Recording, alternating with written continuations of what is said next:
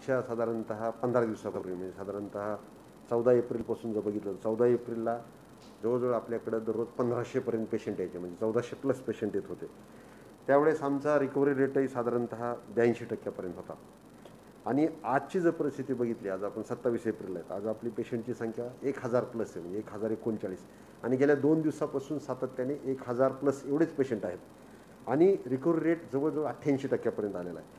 आता हे जे हा जो बदल झाला हा नक्कीच टीम औरंगाबाद म्हणजे जे आमची सगळ्या अधिकाऱ्यांची नंतर आमचे कर्मचारी सगळे कर्मचारी म्हणजे महसूल खाता असेल, पोलीस डिपार्टमेंट आहे, हेल्थ वर्कर आहेत आणि सोबतच काही NGOची मंडळी आहे, सन्माननीय पदाधिकारी आहेत, जिल्हा परिषदचे कर्मचारी, सगळ्यांच्या याचा परिणाम आहे. याच्यामुळं ही रुग्णसंख्या सीमित झालेली. तसंच मी नागरिकांचं खास करून आभार मानेन की त्यांनी काही निर्णय प्रोएक्टिव्हली घेतले. म्हणजे इथल्या व्यापाऱ्यांनी बैठक घेतली, काही सन्माननीय आमदार खासदारांनी बैठक घेऊन प्रशासनाला विनंती केली की आमची लॉकडाऊनची वेळ म्हणजे ब्रेक द चेनची वेळ कमी करा.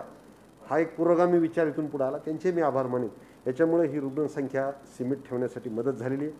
आणि माझी रिक्वेस्ट आहे की याच्या सहितच आपल्याला पुढे जायचं असेल तर नक्कीच आपल्याला हीच स्वयंशिस्त म्हणजे मास्क लावणे, 2 गज की दूरी ठेवणे, अनावश्यक कामासाठी घराच्या बाहेर येणं टाळणे, ह्या गोष्टी आपल्याला कराव्या लागतील.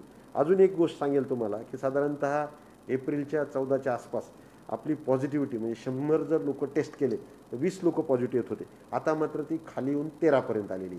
म्हणजे हा चेंज झाला. तरी पण जो म्हणजे वैद्यकीय सल्ला आहे किंवा आरोग्य विभागाच्या ज्या गाईडलाईन आहेत त्याच्यामध्ये 5च्या खाली आपली पॉझिटिव्हिटी असली पाहिजे.